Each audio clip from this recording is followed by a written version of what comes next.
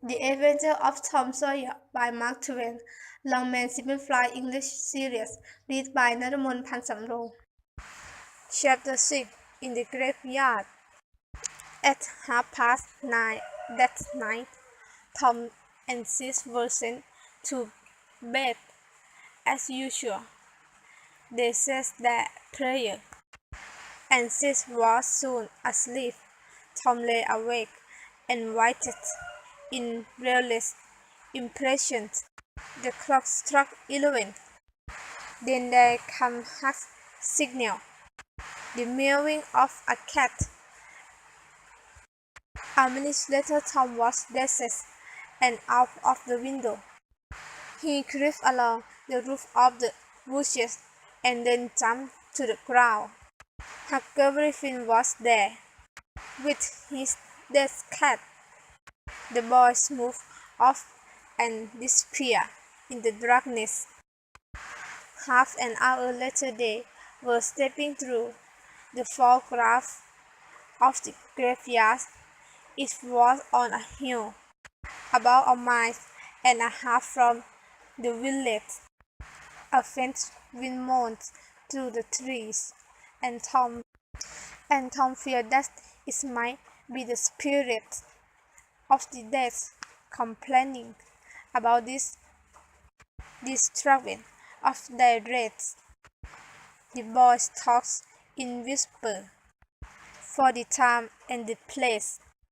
The solemnity and the silence has a depressing effect on them. They found the hills of newly dug earth which they were seeking, and crept within the protection of their great tree that grew within a few feet of the grave. Then they waited in silence for what seemed a long time. The muffled cry of distant birds was the only sound that troubled the dead stillness. "Do you believe in dead people like us to be heard?" said Tom in a whisper. "I wish I know," whispered Huck. "It's awfully solemn, isn't it?" "It is." There was a long pause. "I say, Huck, do you think Horace Williams can hear us talking?" "Of course he can. At least he sprinted can't." Another long pause followed. "I wish I said Mr. Williams," breathed Tom, "but I never meant any harm." Everybody called him Horace. "You should be very careful how you talk about these dead people, Tom." This was discouraged, and conversations died again. Suddenly Tom seized Huck's arm and exclaimed, "Shh! What is it, Tom?" The two boys held on to each other, their hearts beating fast. "Shh! There it is again! Didn't you hear it?" "Oh, Tom, they are coming! They're coming! What's all we do?" "I don't know. Do you think they'll see us?" "Oh, Tom, they can see in the dark just like cats. I wish I hadn't come." The boy bent their hands together and clearly breathed. A dark sound of voice floated up from the far end of the graveyard. "Look there!" whispered Tom. "What is it?" "It's devil fire." "Oh, Tom, this is awful." Some workers' fingers approached through the gloom, swinging an old-fashioned lamp. "It's the devil, I'm sure. There of them," Tom will never get away alive. Can you pray? I'll try, but don't be afraid. They are not going to hurt us. Shh! What is this? They are human beings? One of them is. I'm certain. That's all Potter voice. No, it isn't. Is it? I know it. Don't stir. He isn't sharp enough to nothing us. Drunk as usual, I expect. Alright, I'll keep still. Here they come again. I say, Huck. I know another of them. It's Reskington. That's so. That's murdering half-breed. I rather have devils. What do they want? The three men reached the grave and stood within a few feet of the boy's hiding place.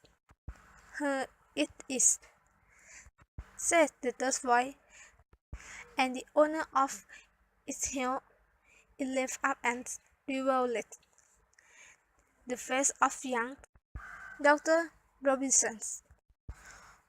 Potter and Redskin Joe has a handcart, from which they took a blanket, a rope and two spades. Then they began to open the grave. Hurry, man, said the doctor in a low voice. The moon may come out at any moment. They made an indistinct reply and went on digging. For some time there was nothing but the sound of the spades moving the earth. Finally, a spade struck the coffin, and within another minute or two the men had lifted it out.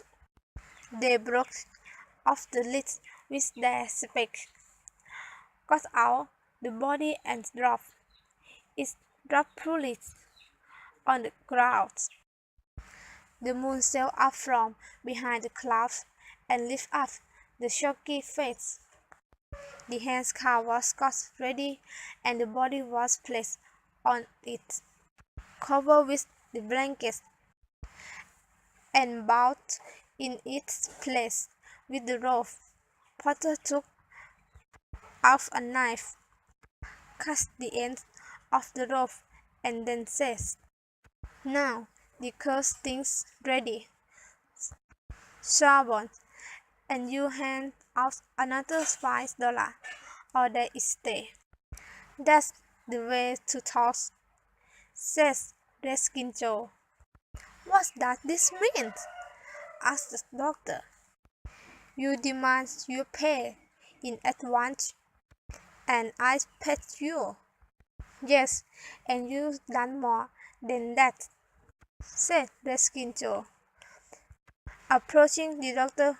"5 years ago, you drove me away from your father's kitchen one night when I came to ask for a bit of bread, and you called me a scoundrel when I swore that I made you suffer of that. Even if it took me 100 years, your father had me put in prison as a vagabond. Did you think that I, with native blood in me, would forget your treatment? And now I got you, and you must pay for it."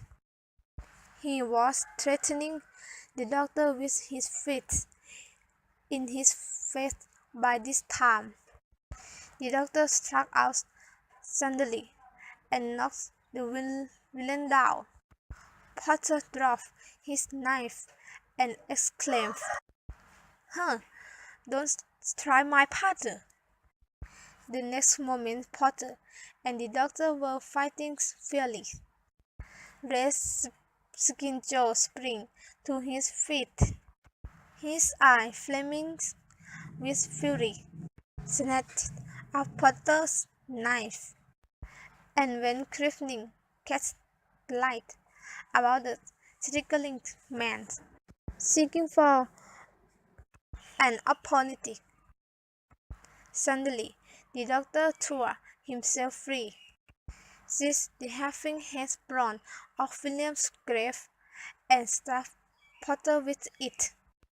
At the same instant, the half-breed saw his chance and drove the knife up to the handle in the younger man's brains. He struggled and fell partly upon Potter, flooding him with his blood. At the same moment, the clouds covered up the dreadful spectacle. At the same moment, the clouds covered up the dreadful spectacle, and the two terrified boys seized this opportunity to creep away in the darkness. When the moon comes out again, Redskin Joe was standing over the two men, regarding them thoughtfully. The doctor murmured something, gave a long gasp or two, and was still. He half-breathed, muttered, "That adult is settled, caught you."